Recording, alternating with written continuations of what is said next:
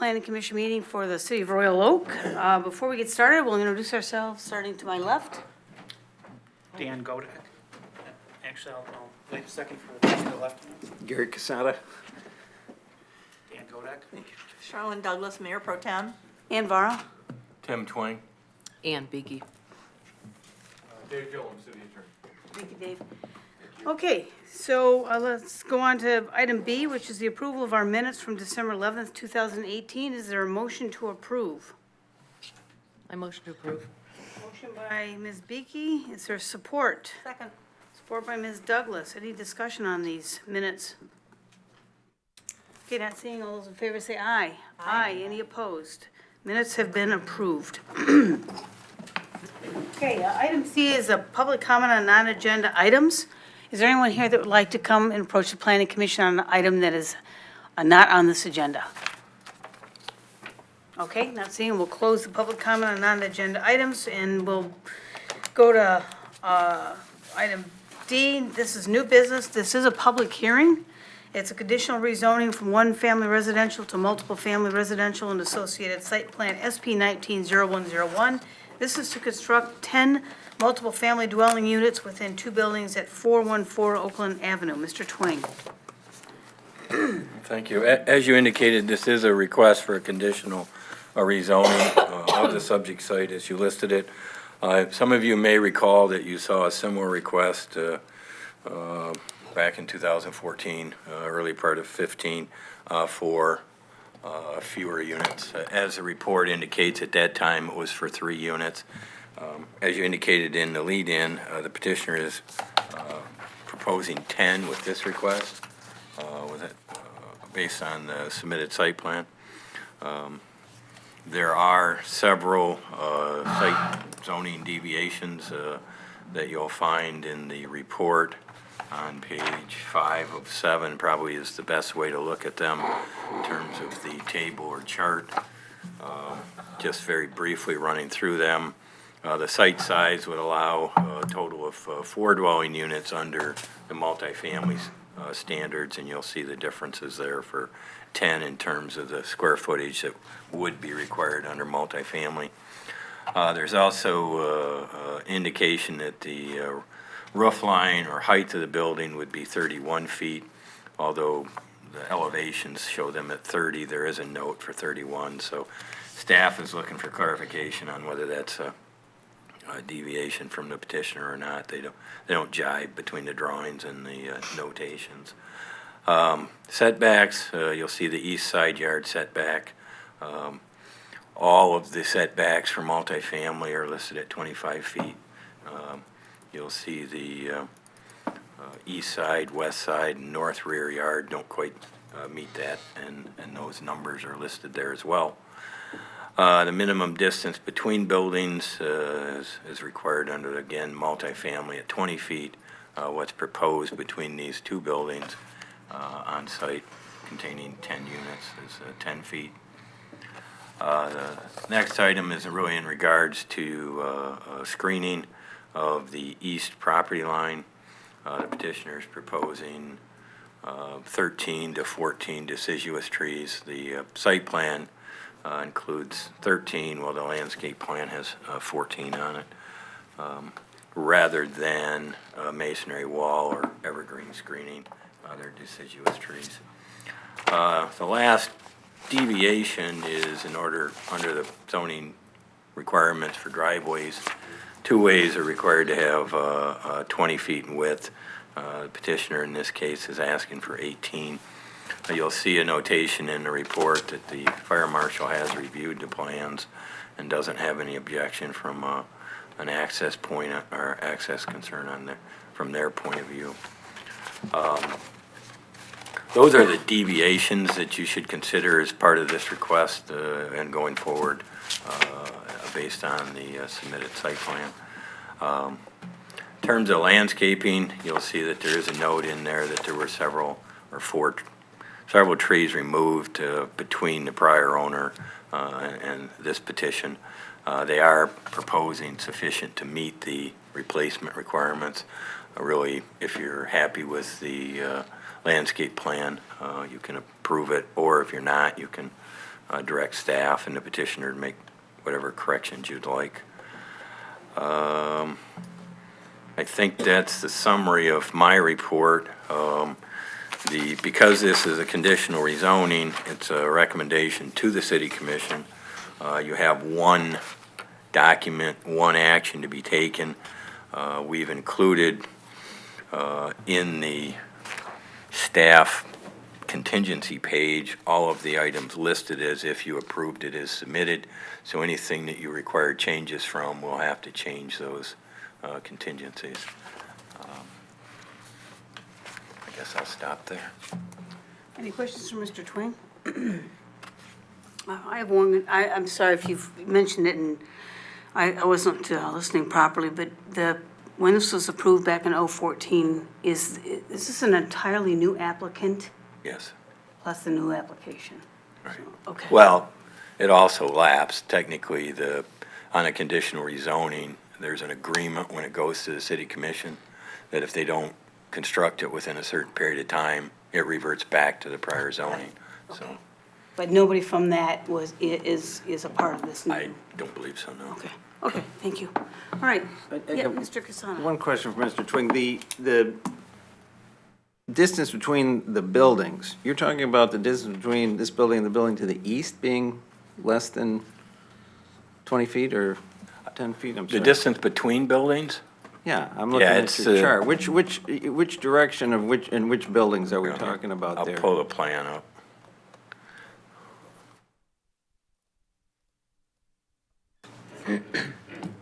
You've got minimum distance between buildings is 20 feet, and it says only 10 feet. Yeah, there are two separate buildings that you'll see on the elevation and the site plan. Technically, they're supposed to be 20 feet Oh, by code. between their own buildings. Between their own Okay, buildings. not having to do with the setback. Right. Okay, thank you. Any other questions? Okay, is the petitioner here? Would you like to introduce yourself, please, and present anything that we haven't heard? Certainly. Jeff Dawkins Architect. I represent the owner, and no, this is a completely new owner, completely new project from what was previously approved for this site. I'll start with the 30-foot height. The buildings are 30 feet, but I got nervous in the end and thought the civil engineers are gonna get involved, and if they wanna do different grading, working with the city to get the on-site water detention correct, they may wanna raise the buildings, but from the grade line at the building to the height of the building, we intend to stay at 30 feet. I'm asking for 31, not being certain how we'll ultimately measure the height of the buildings, but, if, say, the front building was to be at one elevation and the back building, the civil engineering asked that we move the building up 6 inches to get proper drainage. You don't know yet if you haven't had any conversations at this time? I've done preliminary conversations with civil engineers, but we're not gonna have the actual work done until we have approval. Sure, okay, thank you. The 20 feet between buildings,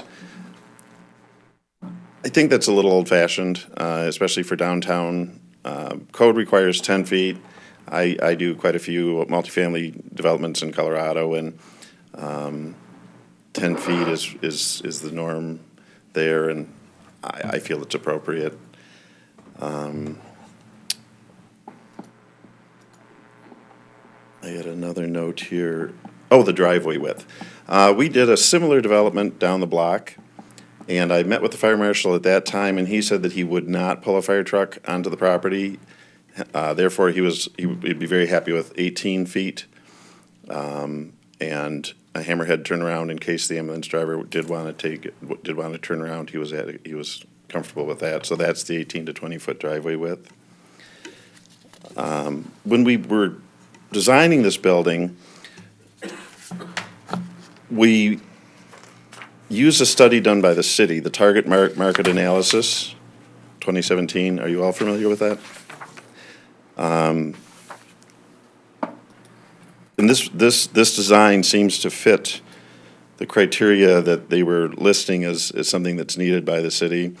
On the border between the residential homes and the downtown, they were calling them smallplex buildings, 10 to 20 units, townhomes.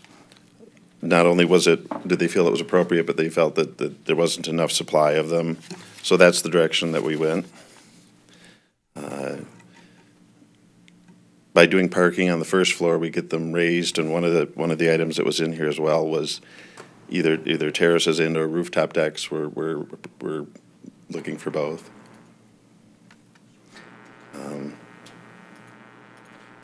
I think that's all I have to add for right now, unless there's further questions. Any questions for the petitioner?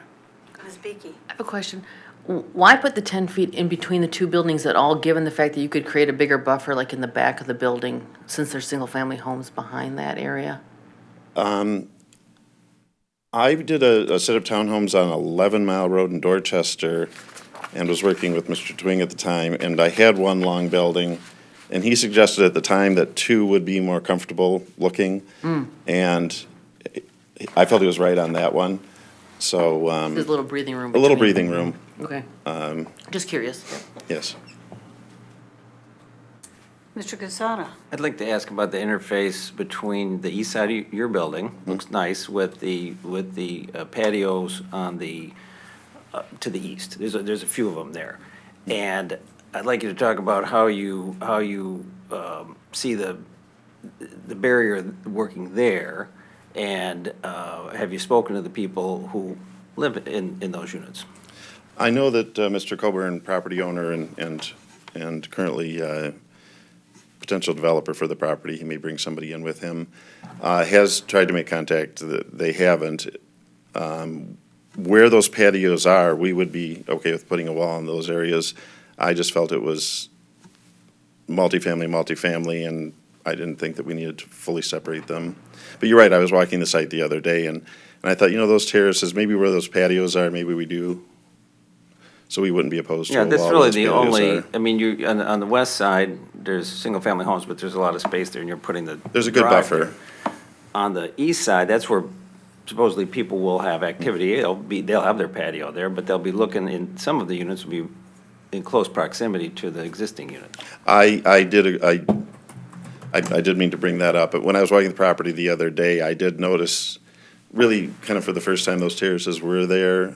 I hadn't really consciously stood there and put myself in the position of sitting on those terraces, so if there was desire to have wall there, we would put wall up in that area. But you haven't been able to speak with that property owner? I'm one of the property, I'm the Oh, okay, so we'll hear from them, I'm sure. Okay. Okay, thank you. No more questions. Ms. Douglas, did you have? That was was it? my Okay. concern. Okay. Any other questions for the petitioner? I have one more question. Ms. Beaky? For the patios in the upper decks that, again, will be pretty high elevation on the single-family side, is there screening at all on them so that, especially the upper rooftop? The rooftop? Is the sense that someone would be peering into the houses over on the other side? Originally, I had carried some pitched roof so that I limited the rooftop terraces, and that could be done again, but again, when I was on the site and standing there, I thought I'd like to see the trains. I'd like to see the railroad. Oh, I see, because it would close off. I happen to be a fan of them. I've always lived in cities with railroads, so if I was there, I'd be frustrated if I couldn't see the trains going by. Any other questions for the petitioner? Ms. Douglas? What are you doing for stormwater retention? Under the driveway. Detention, the system that you were planning for the nearby I don't know if site? it would be that one, or if it would be, if it would just be done the way we've done it so many times, put the water in pipes with restrictors. Traditional approach? Okay, because the one I recall. Right, the we one- do, there is one that I'm using in Colorado that does allow the water. I don't like putting water into a pipe. Yeah. Once you put water into a pipe, you're not recharging the groundwater. And at the time we talked about it, and I should bring it back to the city and make it, people aware of it as an option. Once we put water in a pipe, not only does it fill the storm drains, but we're not utilizing that water for ourselves. Agreed. Okay, thanks. Question? Thank you. Anyone else? Okay, if you don't mind having a seat, we'll open the public hearing. So the public hearing is open. If you have something to say you want to approach, raise your hand, I'll call you, and then you have 3 minutes. So, sir, want to go first? Just your first name, please? My name's Timothy Clary. I own the property next door at 406 Oakland Avenue. Okay. I've been out of town. I did get an email from Mr. Corbin, I think Friday evening that I saw. I didn't get into town until yesterday. But unless I misread this, the setback from my property is only 4 feet, 8 inches for a 30-foot high building. 8 feet. Is that correct? I didn't even have time to print this out. I'm looking at my phone. Setback, 8 feet 4 inches 4 inches. to the building line. Yeah, because we spent quite a bit of money putting in a 45 by 10-foot patio for a tenant in apartment 2, that now they're going to be, 8 feet and a 30-foot wall, that actually moved in there because they love trains. And when Mr. Schneider and Mr. McCullough were going to build on that property a few years back, we were really worried about water running off, because in our backyard, it's bowled out. We've had to spend a lot of money putting in a drain basin so that a couple of the garden apartments wouldn't flood when we get a heavy rain. Are you to the east? I'm to the east, Okay. yeah, the 12 unit. Okay. But those 2 apartments that look right out, they're only 1-story apartments. They're almost like a duplex, a single-family home. Okay. But, and now the property to our west, or between us and Washington, is going to be developed. Someone came in and cut all the trees down there. Another property Mr. Corbin used to own, that's just sitting there with a big pile of dirt. I guess my question is someone going to finally build on either of these properties? Or do we have a game going on where someone gets them rezoned to do stuff and then never builds and just sells them to someone else? Because that's what's happening to the property to the east at 326 or 28 Oakland. That was supposed to be a 6-unit townhouse. So, I'm all for development, but I can't take any more water on my land. And I think that's, being in a residential area, I know it's mixed use there. But that's going to be, I'll probably lose those tenants in apartment 1 and 2, I know. And some of them have been there for years. That it? And I want some assurance that the water won't come onto my land, please. And probably a wall would make sense along there more than just some bushes, or that's something we could talk about, I guess. Thanks. Thank you very much. Appreciate you coming. Anyone else?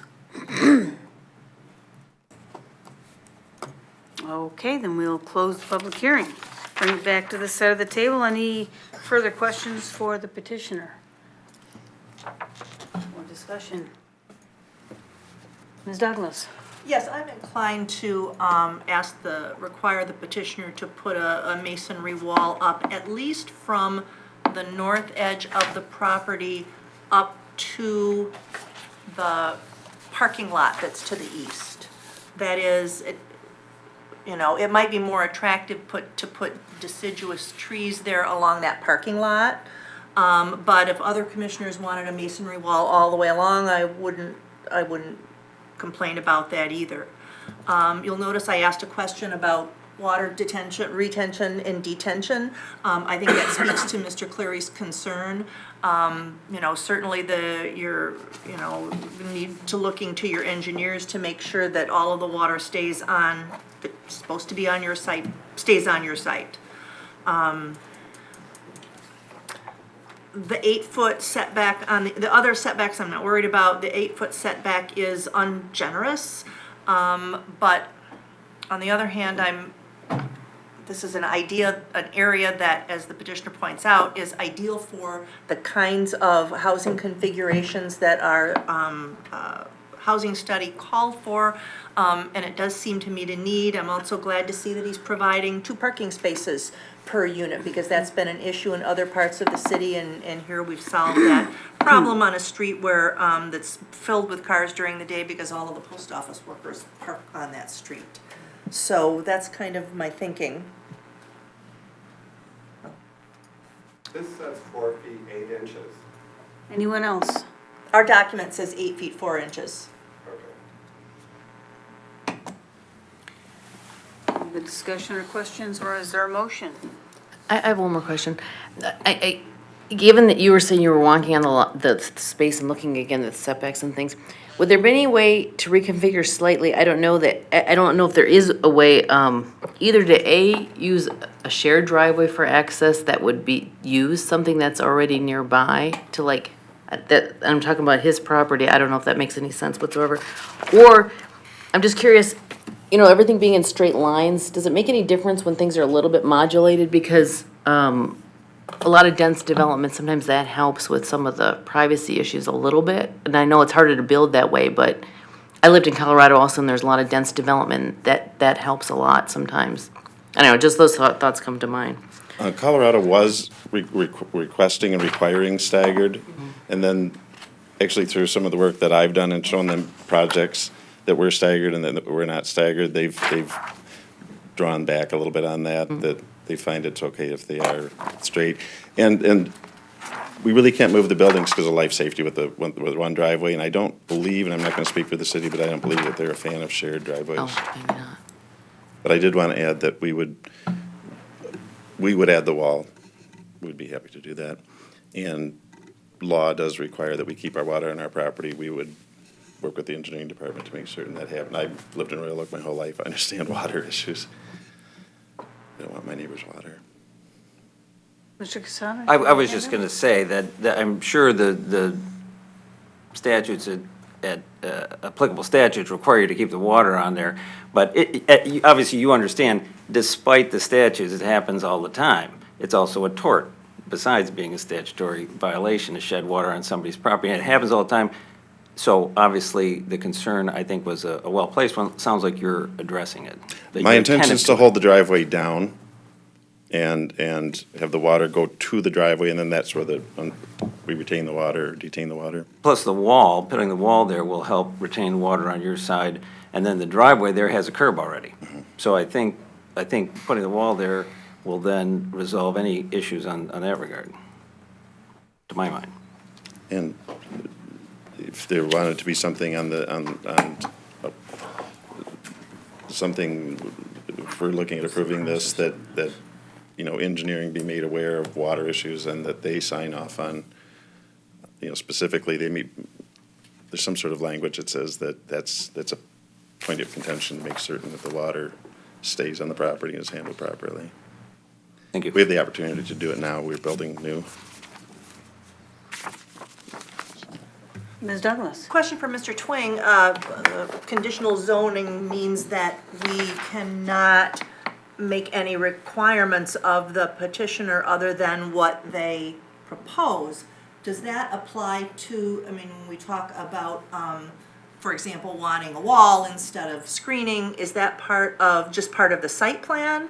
Or are we permitted to change the specifications that are part of the conditional rezoning? I think that as part of your review, we're talking about specific zoning ordinance provisions and specific powers granted to you to deal with, so I still think that you've got the ability to deal with those. Okay. So I think if you want a wall here to add for the screening, you can require it to be put in. They're asking, they've got conditions they're asking for, and you can either grant relief from or you can say no to, so. Well, just to say, I think he just offered to build the wall. Oh, So yeah. we're not No. requiring it, he's offering it, and we're accepting it. Yeah. If we do this.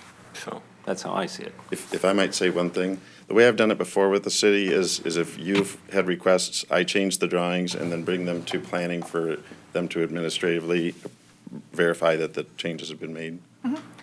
We don't have to go through another meeting, it can be done. Nope. well, no, the action here again is, as a rezoning, is you're recommending to the city commission. Right. So your recommendation, if you want a wall on the east side, would be to require it. It would be added to probably item 6 under B6. And you'll note that some things have to occur before it'll go to the city commission. And those things should be added to the plan. When it gets to the city commission will either accept the planning commission's recommendation and approve it on first reading. And then we'll draft an agreement that spells out the items, and then it'll go back to the city commission for final reading and approval. So that'll be the process. Okay. Mr. Godek? Is this a two-part approval on our process, one for rezoning and one for site plan? Nope, it's all one, it's one motion. If you want to Good. recommend approval of the conditional rezoning, you start on page 6.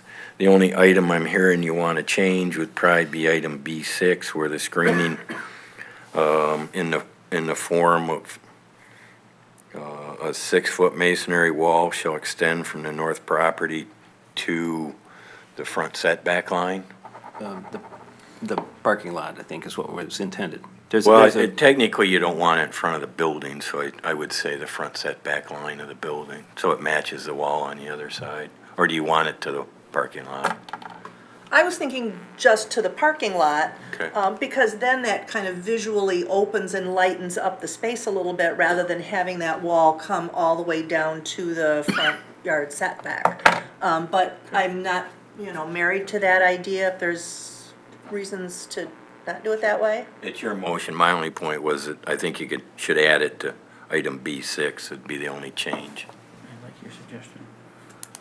Okay, I'm gonna make a motion Okay. to authorize the petitioner to go to the city commission for a conditional rezoning with the conditions specified in the document, adding to B6 that screening in the form of a 6-foot masonry wall will extend from the rear property line to the northwest corner of the parking lot on the east adjacent property. Damn. Support? Okay, there's been a motion by Ms. Douglas with the addition of a, is that under B6, Ms. Douglas? Yes. B6 with a screening wall, and support by Mr. Godek. Any discussion on this motion? Mr. Casada? I'm going to support the motion. I just throw out the fact that it occurs to me that if these are patios here and that is a parking lot that they're next to, those, it may turn out that the clients of Mr. the residents of Mr. Colburn may prefer a wall there. So I don't know if they can add the wall without getting in trouble, but I guess that's up to them. But I'll support the motion. Any other discussion? Call for the vote. All those in favor say aye. Aye. Aye. Any opposed? This passes. Congratulations. On to the planning, or the city commission. See you soon. Okay, next is another public hearing.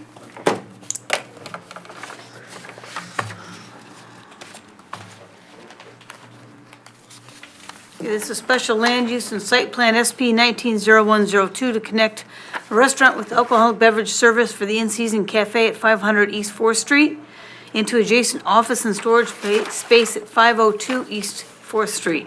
Mr. Twing. Well, this is a two-step process. It is establishments with alcoholic beverages are a special land use in the mixed-use 2 zoning district. So you'll see that you have a copy of the staff report for the special land use. These are 2 existing buildings on 2 separate parcel IDs. The in-seasons is on the one to the farthest west. I believe it's 500 East 4th Street. And the second is 502 East 4th, and there are 2 distinct separate parcel ID numbers. You'll see in our site plan memo that one of the conditions of this is to combine those parcel ID numbers into one. They are not proposing any exterior changes or additions. The reason this is in front of you is all of the city records indicate that the in-season restaurant has been a non-conforming status for 500 East 4th. There is no record of any approvals for their use or of 502. So what they're proposing is cutting a hole in the wall between the 2 buildings and using it for storage and office space in 502. So adding that square footage to the restaurant space really has just an issue with parking requirement. continuing the nonconformity of 500 in sense of how many parking spaces are required for it. You'll see in the report that 18 would be required if they were building from scratch, but that's considered nonconforming. The 502, the real change there was the prior record that the city has is really an office use for office storage for 502. Changing that to restaurant space generates approximately 13 parking space requirement for the restaurant, giving status for the office storage space. They'd have a non-conforming status around 2 or 3. So they're going to need a zoning board of appeals action to grant a waiver for the other parking spaces. So you, as a planning commission, if you were to approve the special land use, would have to grant permission to seek that waiver from the zoning board. And you've seen that in other cases. All the other items are really related to site plan. That's really the only special land use item that would fall into place. So I'm going to jump to the site plan memo. You'll see the first one is that the zoning board were to grant those variances, would be the first condition. Number 2 is the petitioner would have to comply with the approved plan of operation as approved or amended by the city commission. And the city commission has seen the liquor application for this facility. Secondly, as we indicated, there are several items that are in the public right-of-way, picnic tables and benches along East 4th and Knowles right-of-way. If those are to continue, we're recommending that they be done under a license agreement, as all other encroachments are from the city commission. Item 4 is in regards to the item I addressed earlier, in that the 2 parcel IDs need to be combined into one. From a building code standpoint, you can't cross from one property to another property line. Item 5, they've proposed the waste refuge container enclosure along the south side of the building that meets the design requirements of the current zoning ordinance. You'll see that we've added a potential A and B to that based on some prior planning commission actions as whether you want to include A or B. One of the things that we're seeing is that the recycle bins and some other grease trap things at restaurants don't fit in these enclosures. If they're proposing to have either of those outside, we want to make sure that that enclosure is big enough to include those. Items 6, 7, and 8 are 9, 10 are standard contingencies regarding compliance with other city codes and ordinances. Any questions for Mr. Twing? Ms. Douglas? Just a comment, in item 5, I think there's a typo here or a wordo in the 4th line. Well, this, no waste receptacles or recycling containers shall not be left in the alley or outside. I think we want to remove the word not. Yeah, I got 2 double negatives. Yeah. We're just removing no at the beginning. Yeah. Right.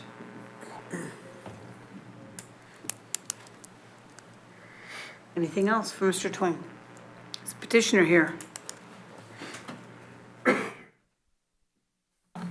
Good evening, Jim Schneider, Schneider Smith Architects, and Nick Raftis is here as well. He is the owner. This is a little bit of an interesting quandary because Nick bought the property in 2002, and when he purchased it from the previous owner, both spaces were being used exactly as they are now. So the 502 space is currently an office and storage for the restaurant. 500 is the restaurant. He's proposing just to continue using it the way it was when he purchased it. So in meeting with Tim, you know, that's when it was discovered that apparently that was never done legally, but that is how it was operating when the current owner purchased the building. So this proposal does not, it in no way includes any more intense use of the property than what's been ongoing for who knows how long, the way it's set up currently. So the rest of the conditions don't really have an issue with. We would prefer, obviously, not to make the dumpster enclosure any bigger than it is because it's a limited space back there. They do not have a grease trap. They don't cook meat there, so they don't generate grease. So, and they do have a little shed off the back which holds their recyclables and returnables, so that's currently contained. With regard to the licensing agreement, that's fine. There is some question, the benches on the front side of the building, the north side, if you look at the survey, their north property line is actually 10 feet in front of the building. So it's a question as to whether those benches are on their property or if the city sidewalk is on their property. It's just, we had the surveyor go back and look at that again and verify it, but in fact, the property line is 10 feet beyond the face of the building, so. Mr. Raftis is not going to require a license agreement from the city for the sidewalk. So basically, if you have any questions, we'd be happy to answer them, but that's kind of the story here. Mr. Yes. Casada? Okay, so just to be clear here for the record, is that the restaurant and storage use is going to continue? There's not going to be an expansion of the restaurant into Correct. 502? Correct. And you just want to poke a hole in it to make it more convenient for use? Yeah, and we're going to add we're going to add a barrier-free bathroom on that side, so, that's really the only reason for. I thought the bathroom was gonna be on the restaurant side, where the current bathrooms The are. bathroom's going to be in the 502 space. Oh, okay. And it's a little hard to tell from the line drawings. Are there other enhancements that are going to be done in 502? Nope, just staying exactly the way it is currently. Okay. All right, thanks. Any other questions? Douglas? This is just sort of an academic question, but when the owner purchased the building, wouldn't a title search turn up the anomaly with the, conditions of the adjacent property?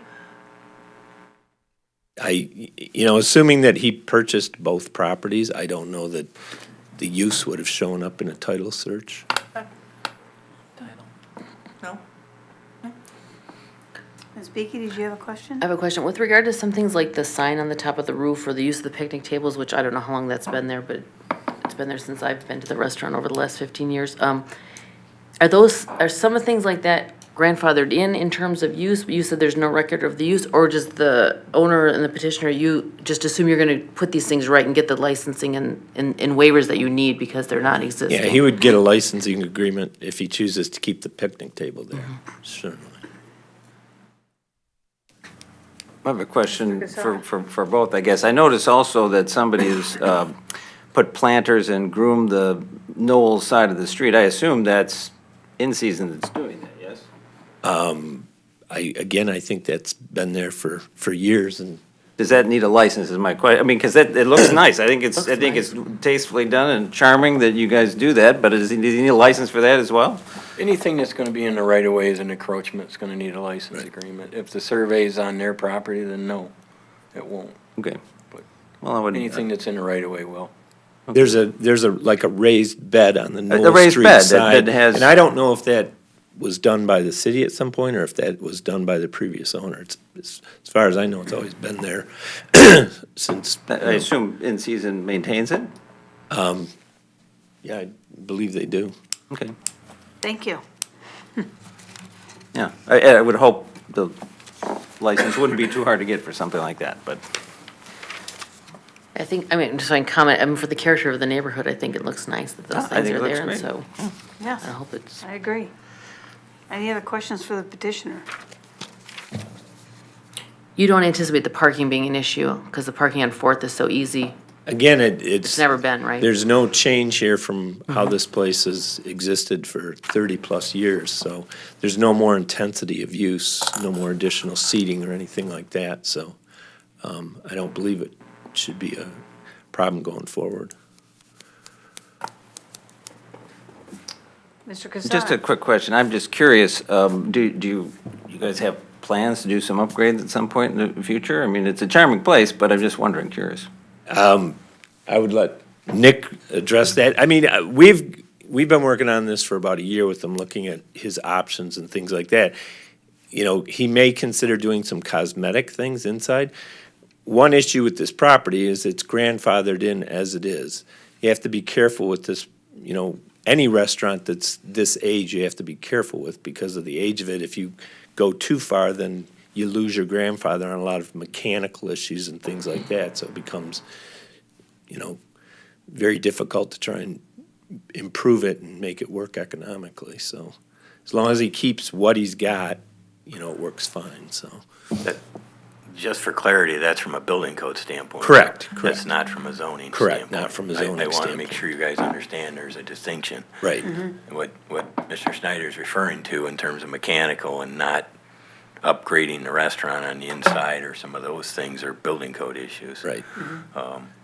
The real change that I think that has occurred here was the acquisition of a liquor license and its approval at this location in terms of the use of the site, the potential intensity of the use of the site based on the acquisition of that liquor license, based on the fact that plan of operation not only included the restaurant space at 500, it also included the space to the east at 502. Just for clarity again, if this were sold and a new petitioner came in to run a restaurant with liquor here and they wanted to invest in building code requirements and upgrades, other than the city commission's approval on a plan of operation, you won't see it again. The zoning issues will be gone. Special land use will be gone, parking potentially will be gone. You won't have a second whack at it. That's the distinction really here. Do they have their liquor license for this? Yes. Yeah, they do. Okay. Yes, and I believe the commission's already approved the plan of operation. They have, yes. But these issues. The outstanding issue here was compliance with zoning and building codes. Correct. Okay.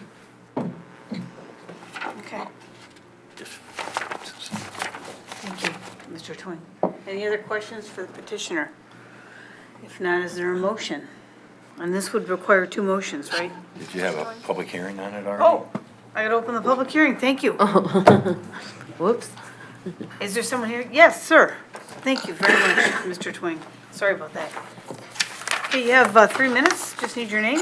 My name's Mike Work. I live at 501 East 5th Street, which is directly behind the restaurant. And I just wanted to come tonight to voice support for In Season. They're a great neighbor. I like having them in the neighborhood. I haven't had any complaints with the way that they're currently operating, so I don't see any concerns with the changes that they've proposed in this request. Thank you very much. Yeah. Anyone else? Yes, sir. Just your name? My name's Tony Snow. I own the income property at 313 Phillips, which is pretty much kitty corner. It's just north of the parking lot for CVS, right across the street, right behind Ingram Aluminum. I go up and down that street on Knowles a lot, because I'm back and forth. I have another income property on 3rd, and I've never experienced any problems with parking or traffic or anything there. It's been fine, so any concerns on that is, you know, really not important to me. And I'm down there a lot, probably 2 or 3 times a day. So. Thank you very much. Appreciate you coming. Anyone else? Okay, we'll close the public hearing, bring it back to this side. So this is two different. Two actions, separate motions. special land use and then the site plan. Okay. Any more discussion? Mr. Casada? I move to approve the special land use. Support? Support. Support by Ms. Douglas. And permission to go to the ZBA. And permission to go to, And permission to go to ZBA, yes. okay. Is there discussion on this motion for the approval of the special land use? Mr. Casada? Let him go first. Mr. Godek? It was along the lines of Mr. Douglas' question before.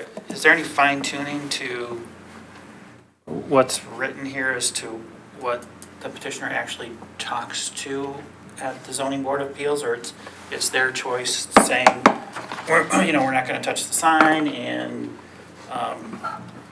some of the things that Mr. Schneider just talked about, or we just. Well, the sign can stay under the sign ordinance, because that's not part of the zoning ordinance.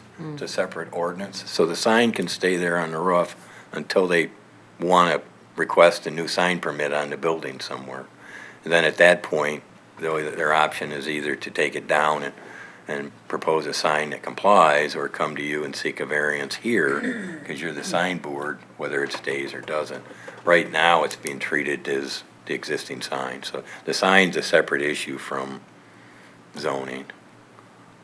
Okay. Parking's really the only zoning board of appeals action. Okay, thank you. Mr. Casada? Okay, so just to say, I'm not a vegetarian, and I do drink alcohol, and this is my favorite restaurant.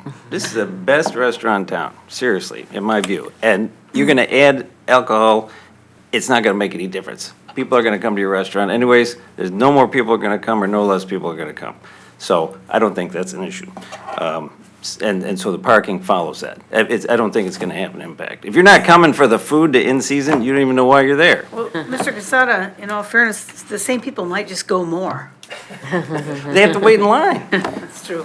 That's why we need the bench and the picnic. Anyone else? Okay, let's call for the vote. All those in favor of the special land use, say aye. Aye. Any opposed? Okay, moving on to the site plan. Mr. Twing, is there anything else that you want us to know? Just really, item 5 is whether or not you have any suggestions under A and B, or whether you just want to strike both of those. Obviously, the correction that Commissioner Douglas pointed out, whether you want a hose bib or whether you want an enlarged or bigger enclosure.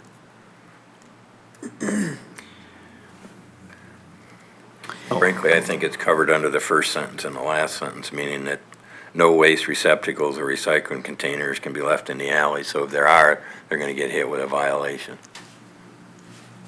And they're currently being kept there? Yeah, there's no enclosure now. I don't think they have recycling right now, though. Okay. So, but If restaurants or other facilities do have recycling, they have to be enclosed. Well, you'll see there's a- Receptacles, they have to be enclosed? well, they should be. Okay. I'm going to say there's a lot of them in the downtown that are not Okay, at the moment. okay. That's why you're probably going to see this wording on more things coming down the pike, because the enclosure itself for the dumpster isn't big enough to handle a dumpster and recycling and a grease bin.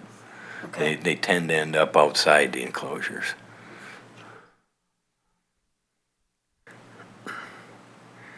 Okay, is there a motion on this one, on the site plan?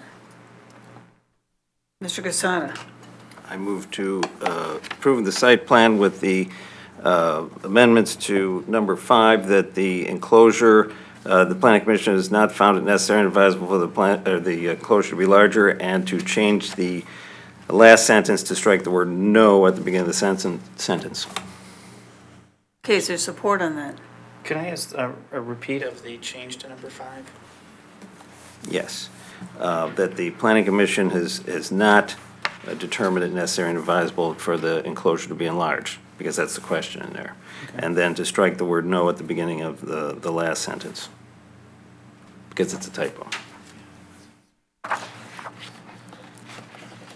So you're saying the closure is fine the way it is? Yes. Okay, They don't have a grease trap. right. A second. Second by Ms. Douglas.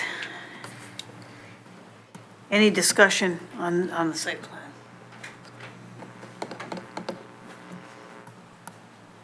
Okay, not seeing, let's call for the vote. All those in favor say aye. Aye. Any opposed?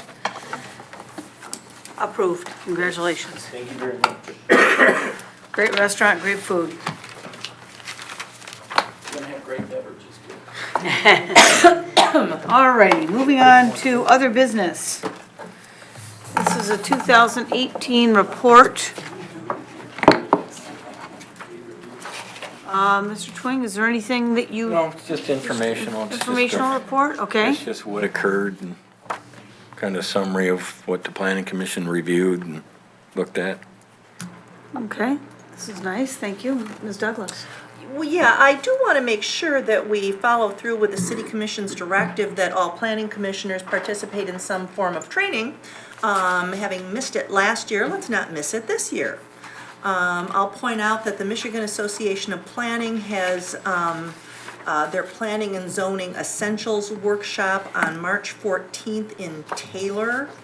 Some of their other training is geared more towards planning professionals as opposed to commissioners. Although they're managing risk, making sound planning and zoning decisions sounds interesting and valuable on March 20th, although it is in Kalamazoo. So those are two options. There are other providers that offer training, and I'm going to ask Mr. Twing to make sure that happens, one way or the other. Well, I can't direct individual board members to actually do anything, so if you want to attend, let me know and I'd be happy to schedule it and cover the cost, and we've budgeted for it based on the commission's actions, but I don't really have any authority to tell you to go.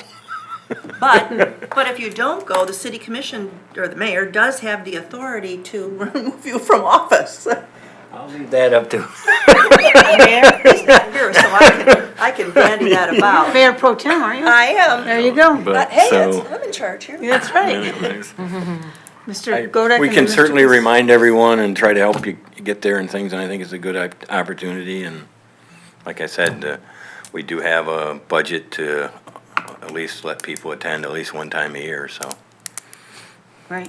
Any in Hawaii that we could no, take a look at? state of Michigan, I have, unless I get to go.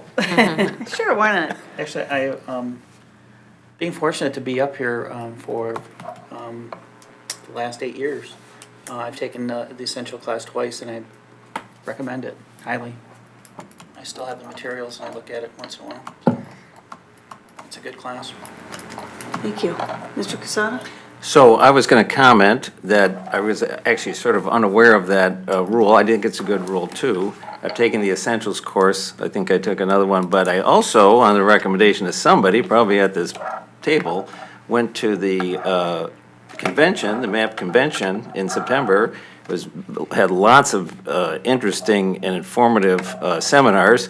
Obviously, you can't attend all of them because they're concurrent, but I went to 4 or 5 of them, and they were very good, very good. But then I heard Mr. Twing say something about you budgeted for this? Is this something that we can get, what is it that the city pays for? Because I paid for that whole thing myself. Well, just, yeah, all I need, we'll even schedule it for you, but if you schedule it on your own and send me the conference registration and your hotel stay, I'll reimburse it. Great, that's good So I news. think this year's Mackinac Island. That's, perfect. Yeah. the city commission is demanding that you go, so we've stuck in the budget to cover the cost of going. You're Okay. volunteers. Okay, great. Well, I would say, though, the convention was great, so I don't know if they're gonna have, what they're gonna have next year, but I thought it was really good. So now we have choices between 3-hour workshops and a whole convention. It's growing by the moment. Just the if I can, training. if I can make a little more of a pitch, the thing Run out about of the money, that'll convention, be the end of yeah, the it. thing about the convention, you had lots of things to choose from. And, you know, some were workshops and some were lectures or whatever, and plus you got to meet the other planning commissioners there, and you know, city commissioners were there, and there were a lot of city managers there, so, I mean, it wasn't just the, you know, it wasn't just the seminars, those were great, but there was other people to talk to that are doing what we're doing or related to what we're doing. So I thought it was a really good experience. I probably will go next year, unless I go to something else. Thank you. Anything else with the annual report? Any discussion on this? Just appreciate you putting it together, Mr. Twing. On to administrative site plan approvals. That's just also Yep, that's just FYI? plans that got approved by staff Okay. as we reviewed them coming in, and they didn't need to come here for one reason or another. Okay. Okay. I had one last question. With going back to the report, the annual report, since Royal Oak, since we are not going to be redoing our master plan, and I see here it's not even going to be thought about until 2022, I was wondering if in the interim, either we as a commission or somehow the city, as I have read it, like, there's a lot of good things in there that I'm wondering how we can continue to convey the essence of what's been in that master plan and to pull out so we know that people who are doing developments and citizens are aware of these things, because I don't know how it stays in people's minds when it's that kind of tome that is around, but do people really look at it? And I'm just wondering if there's some other action we can take before 2022 with regard to the master plan. And there may not be an answer now, but that's something when I read this came to my mind. Yeah, Ms. I'll say Douglas. this, as the city commission has been doing its strategic planning for the coming year, I am advocating very strongly that we at least do a portion, a specific study and recommendations on housing, especially multifamily housing, especially our density standards, because we as a planning commission are seeing, as we all know, I mean, the market demand is for smaller units, more dense units, less parking. Those are the trends that we see. That's what developers want to build, and they know their markets, and that's what they want to build for. And I think we need to, and plus, we're sending a lot of stuff downstream to the ZBA, where they're more locked into having to follow standards as opposed to us who can just say, oh, waive those requirements. So I think that we in the coming year need to do a housing plan or housing study of some sort. Beyond the 2017 one that was referenced. Well, yeah, that's just an analysis of what the market is asking for. All the more reason for us to do some planning, change our standards in order to accommodate what that study tells us is needed.